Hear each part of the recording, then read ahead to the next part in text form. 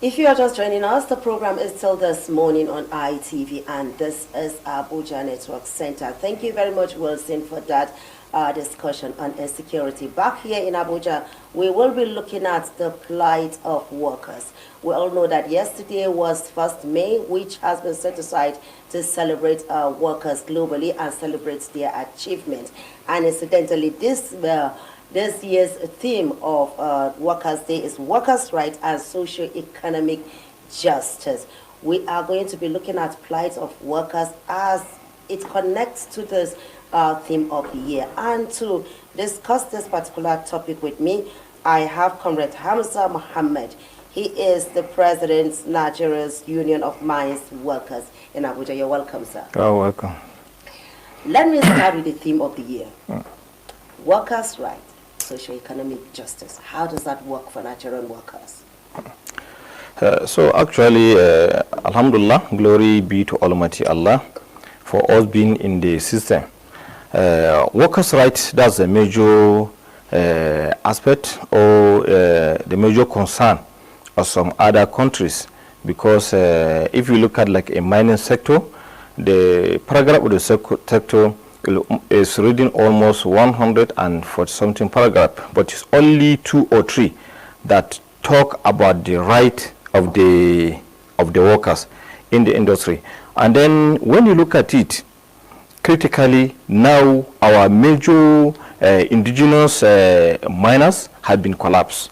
Most of the people who are driving the activities now, it is foreigners, especially Chinese. When they came on board, they are able, because of the assistance from their countries, they started well, and then because of the market competition, they are able to even drive our major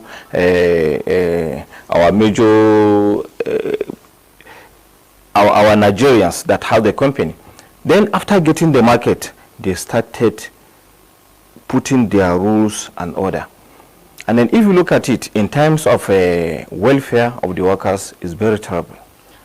At all the time we face several challenges, even at times for even allowing a worker to belong to the union is a serious challenge. Okay, that is the Nigerian workers. Yes, that is Nigerian workers, yes. So apart from the welfare, what are those other rights that workers are supposed to enjoy, which they are not actually enjoying? Because most times when we talk about workers' plight, it's always streamlined to salaries and allowances. Yes. Are there other rights? Yes, there's other rights. Because workers, they are entitled to a good living, especially like in mining sector, the safety and health of their of the workers in the mining aspect, because of the type of the challenge that is in the mining field. Sometimes because of the hazardous dust that they are inhaling, there's a provision of milk which we put the request to the every quarry that they are working, that they will be given to the workers. There's a change, because if somebody maybe has worked in a particular place where there's a lot of vibration, so with time it had to be replaced and moved to another area because of his health. Sometimes some workers who are working in a drilling pit, because of the vibration and the sound, so they used to be replaced and moved to another section of the company to avoid having a problem. So sometimes when a union is trying to make all those things, so they will look at it that one is their internal affairs. But their internal affairs, but union, they are they are partners in progress, because without the people you can't work. So the right of that people is very, very important. Okay, now let's talk about the union. Yes. How would you assess the strength of the union? Yes, you see, at all the time, the strength of the union, the organized labor, let's talk about the NLC, TUC, all the unions as regard as Nigeria is concerned. How would you assess the strength? Yes, no, the strength of the union, I think they are capable of handling the every issues. Okay, you're sure? I'm sure. Because what we hear on the street is different. Actually, people are beginning to think that Nigeria, there's no union in Nigeria. No, there is. Let me give you an example. Just recently, we have a new delegate conference that the former president has left, and then the new president has ushered in. Then, for the coming of the new president, there is an, if you can remember, there is a court issue about the naira swap. Yeah. Yes, which court rules that the central bank should allow the naira to continue flowing, and then with the president. Then, if you look at it, by that time, the court has ruled, but the CBN tried to even remain dormant without obeying the rule order. But when NLC, when the new president came on board, when we have a meeting, we take a decision that by next Wednesday, the whole central bank will be picketing. So in that regard, they felt it that no, doing that, it will cause a lot of harm. So if you look at today, we're having an error. No. You actually think it was because of the NLC ultimatum? It's because of the NLC ultimatum. Not before the NLC ultimatum. There was pressure from state governors who actually took CBN to court. But after taking it to the court, what's the result? And Nigerians were asking, where was the union from the beginning of this? Because Nigerians had to go through a lot of hardship, weeks and months of hardship, before even the NLC, before anything could be heard from the union. So Nigerians were wondering, where was the, because the union that Nigerians used to know in the past, anything that will affect the masses, before it gets to 24 hours, they will issue a statement, and if nothing is done, there will be an action. But there was nothing. You know, as earlier as I told you, you know, there is a change in the leadership. Of course. Entirely. There is a change in the leadership of the union. The person who took over the reins of leadership is not a novice. He is somebody who has been a union person. He has been in the union. He has been in the union for years. So when I told you that there is a change of the leadership, when you look at the former leaders at all the time, when times come, it is not that he's not talking to the government. You know, at all the time, the confrontation, that's not the only way that union used to solve an issues. There's a consultations. Exactly. So sometimes after the consultation, the government will agree 100%, but in terms of implementation, that's where we're having a problem. So you want to say that all this while it was consultation? All this while and there was no statement, there was nothing to tell Nigerians while this consultation was ongoing. No, there is a statement.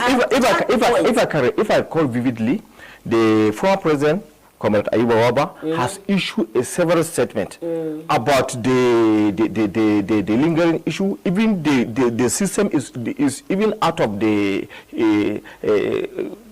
because how can even workers go to work if there is no money? How many workers has even get an account apart from their salaries account? Even most of Nigerians, some of them, they are not even employed. They are direct working without even having an account. Then how can that people access an era?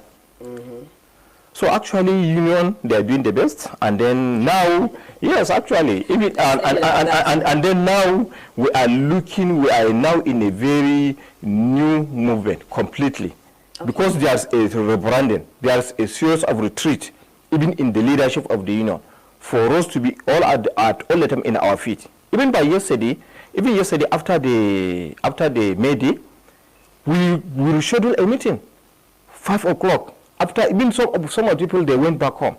But because of what happened in one of the states, that the governor denied even the workers for their May Day, it has been recalled for emergency meeting. This is the first time.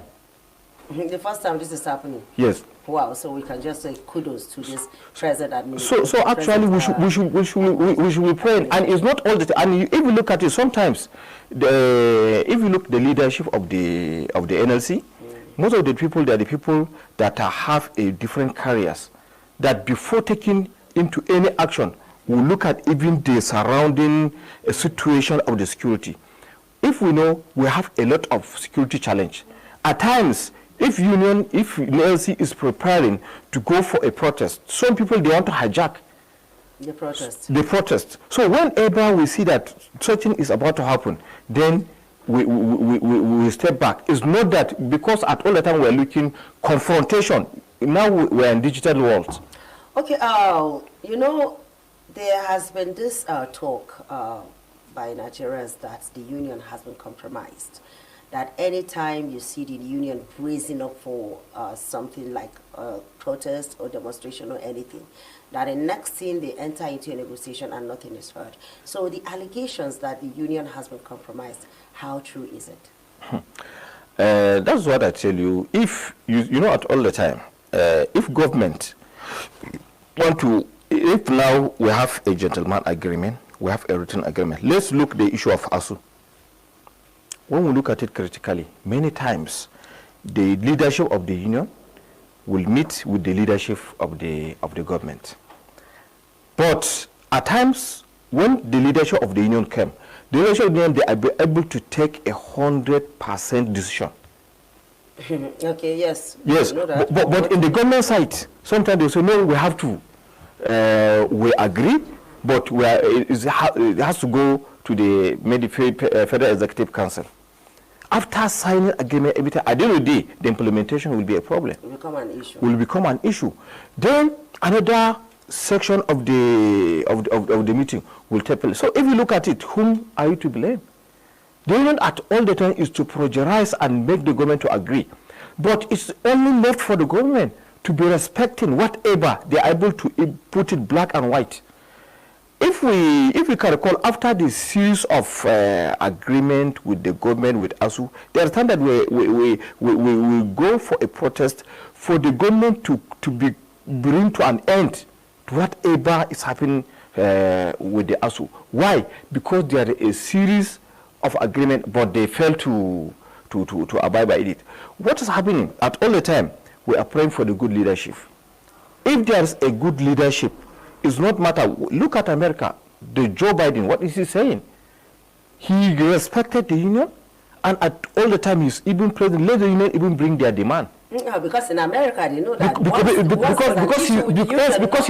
because he's ready to respect the right of the union. Because without the union, if today we say, okay, let everybody stay at home, who's going to work? Where are we heading to? But if those people that has that capacity, and then at all the time we are looking the advantage. What is even the status of our economy? If all the time we are even shutting down the country, it will look as if that we are even ready maybe to. Okay, so that means you put human face to whatever it is that you are doing. Yes. Okay, now come to the leadership of the union. You know, there is the Labour Act. That particular section where it says if you must go on strike, if you must down to and stay at home, then the government has a right not to pay. No. The government has a right not to pay. It's in the Labour Act, you know. Now, what I want to understand, what I want to ask is that, is it every union member that is aware of this particular section? Because, like the issue of the ASU, when the matter was partially resolved, and they said they were going back to work, and the issue of payment came, and government said, no work, no pay. It became an issue. So my question is, every union member aware of this before embarking on strike? I think we have to look at that law well, and then, you know, at all the time that the interpretation of the law, it lays in the hand of the court. And at the same law that maybe as you read it, it is the same law that gives the workers right for a protest. Exactly. You see, and then that the same law that gives the right to go on strike. The same law. There are two types. I'm coming. There's the one that you can actually go to work and do nothing. On that one, whenever I go to work, you must take their directive. You cannot go to work and then you are going to tell you, oh, go and do this. Then you will not do it. Without incidents, people just go to work. No, you can. do nothing. No, yes. whenever there is a protest, you have right to stay at home, and then you have right to have salary. Yes, because it's not deliberate. You know what's happening? It is not deliberate that you are at home. There is a discussion which the government felt. It is because of their failure. Okay. That's why you take every worker wants to be in his workplace. Exactly. Nobody wants to stay at home. Exactly. Then if you are forced to be at home, this means that the fault is not your fault. So you must be paid. Yes, you must receive your salary 100%. Well, we've been discussing plights of Nigerian workers with Comrade Hamza Mohammed. He's the president of Nigerian Union of Mines Workers. And he has been saying a lot concerning what the union has been doing regarding workers' welfare. Now, let's get back to the mining sector. Yes. The mining sector as a non-oil industry is contributed so much to the economy, but there is also this there's also this lacuna in whatever it is that is contributed, and it has been attributed to non-state actors, the activities of non-state actors. So how has the union been able to look at this? How is the union tackling this? You know, this is the law of the land that every mining activities is less in the hand of the federal government. And we have illegal mining activities. And then the illegal mining activities, it's that activities that I know that really is happening everywhere, but I know this new administration that is coming, if they plan properly, if they didn't maybe chase the mining, illegal mining completely, it will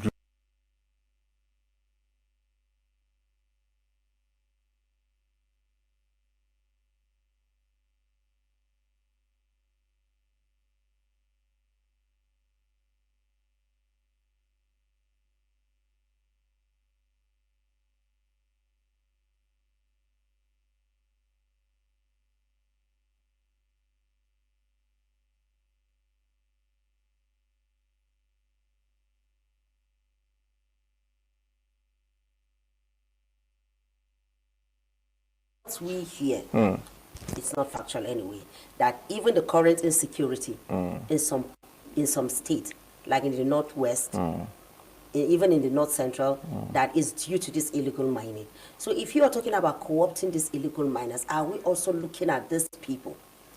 What is there? Let me say something. I think for the past like 10 years back, I traveled to Zamfara State to go and unionize some of the members who are working in the mining field. But when I get there, it's very difficult for me. Why? I stayed there for almost 2, 3, 4, 5 days. I've not been able to make any impact. Number one, before we went there, we write to there is one mining company in Zamfara State that is mining gold. We write to the company so that we will be able to organize those workers over there. But when we go there, the cooperation is not there. Even if you look at the government and the cooperation with the union, how to even unionize is not there. But if these people, they have been unionized, put in place anything that is coming, that it will not be it will not be for the interest of the nation or in the interest of the union, it will not work. But these people, they are on their own, and then the law. Okay, you mean the illegal miners are on their own? They are on their own. They are not under. You can't because a member of the union. But what they are doing is it's a crime and it's a money. Okay. It's a crime and it's a money. What I want to tell you, that the government has left a vacuum. That's why this thing is building every day. Like now, the world, they need lithium. Then what's our plan in the lithiums? What is our preparation in the lithiums, in the extraction of the lithium? What's the plan of the government? Are government coming together with the even mining union to know, okay, this is how we're supposed to be operating?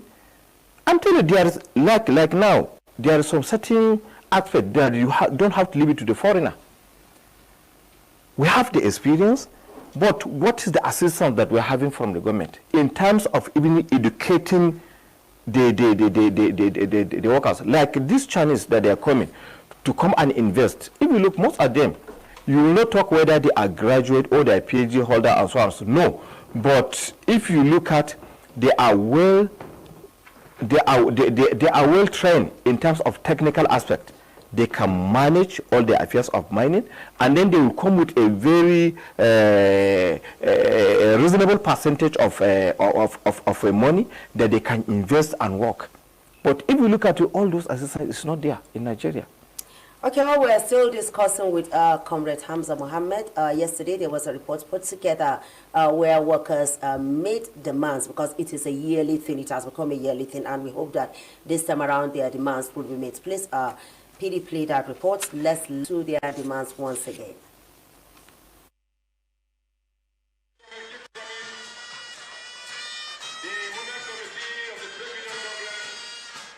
The atmosphere charged with solidarity songs of all kinds was sung to usher the presidential candidate of the Labour Party, Peter Obi, for his goodwill message. We can see everything turning around, everything turning around, everything turning around for our good. Obi in his comment says Nigeria needs to move from its present state of consumption to production. He urges workers to continue to be law-abiding and strive to build a nation for the future generation.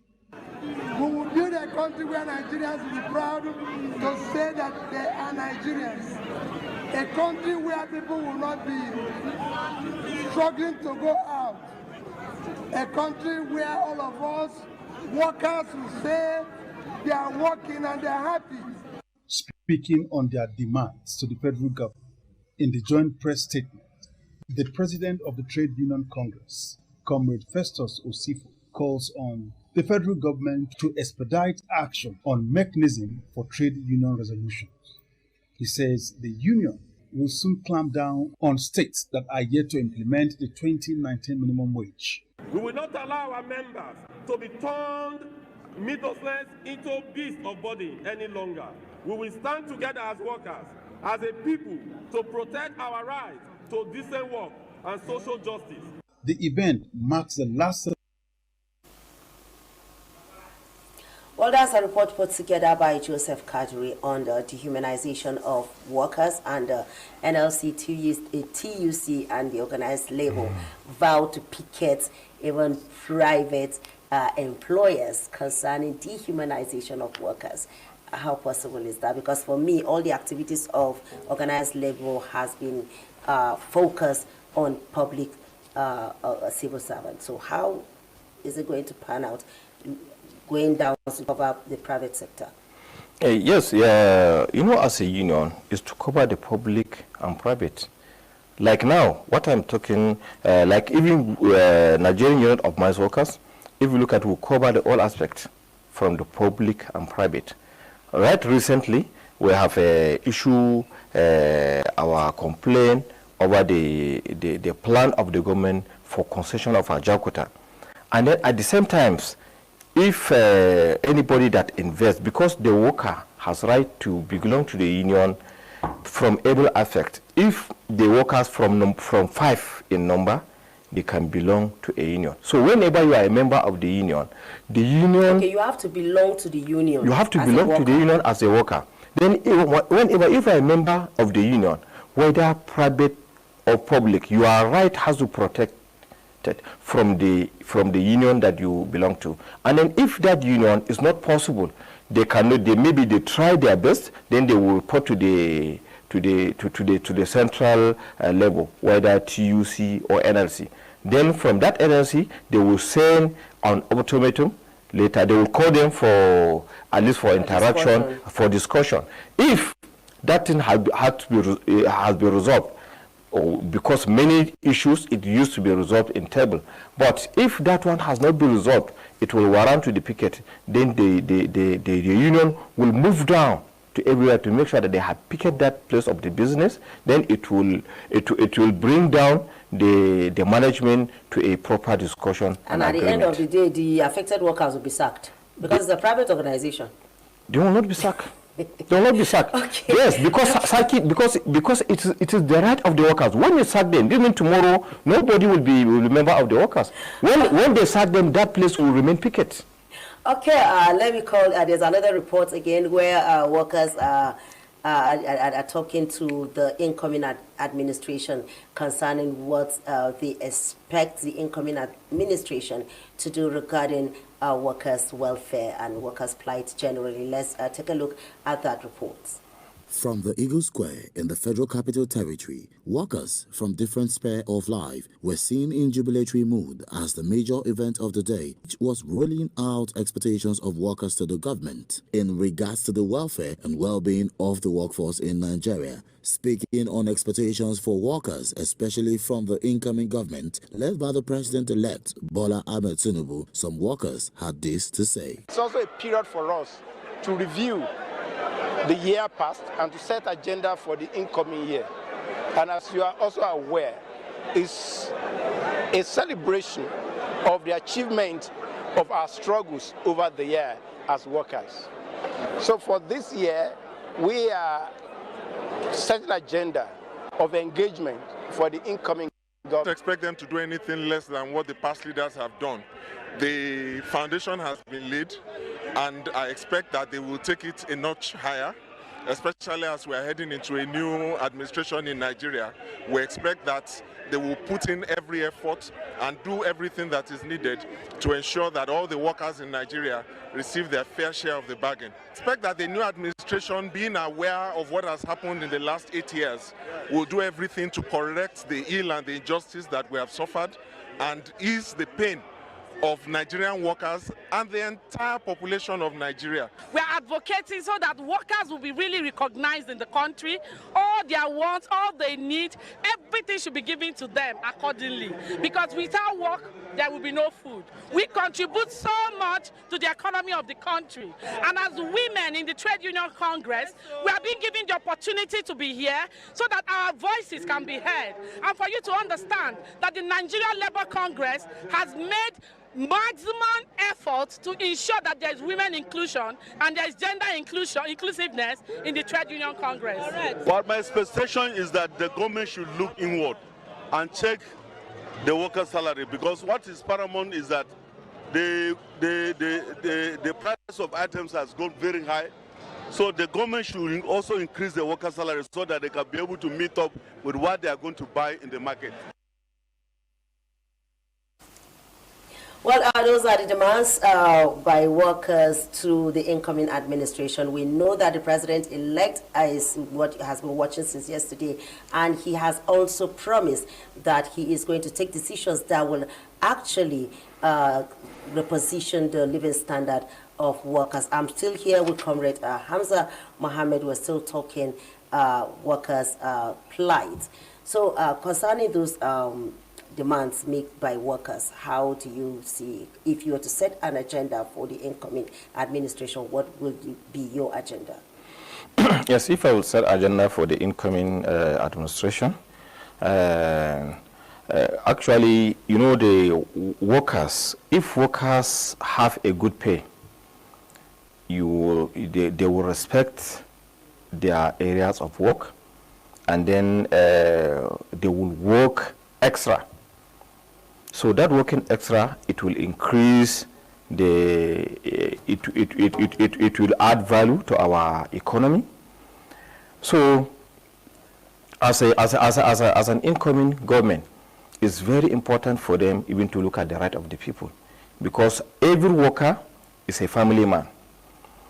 And then whenever that worker has been treated well, it means that the whole of the family has been treated well. He can have a good salary, his children can go to work, then he will have a good living. Then I think if actually the incoming president has promised to look at I know that he will do it if he promised, because as the many people are saying what he's be able to do in Lagos, maybe the times when federal government are paying, when the salary that time is 5,000 naira, then he's be able to raise it up to 7,000 naira. Comrade, I will hold your thoughts here because my co-anchor in Benin is actually waiting and he wants to hear from you, he wants to ask you some questions. Wilson. Okay. See, well, Comrade Omar, Hamza, I have this question for you. Hamza Muhammad. Okay, Hamza Mohammed, thank you so much. Before the May Day celebration, the federal government made it known to workers that some workers will have a salary review.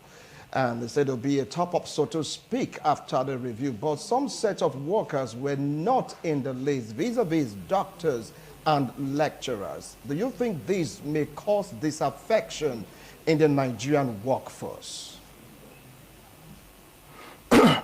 Yes, actually, it will cause disaffection because at all the time, when you want to look at the workers, look at them holistically, because all workers are workers, whatever be their standards or their area of work. But at all the time, when you look at, sometimes government want to pay, divide our rules, because if the workers are not in one page, then it's very easily for the government to do whatever they want. So in this regard, it's better whatever it is, even if the increment in the salary of the workers will be more than the one of the senior workers. All of them has to put into consideration. That's what we call a justice.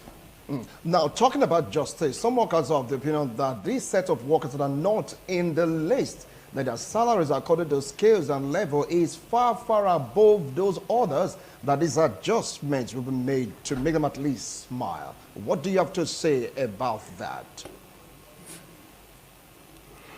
Yes, you know, at all the time you will earn, based on your experience, you will earn one of your work.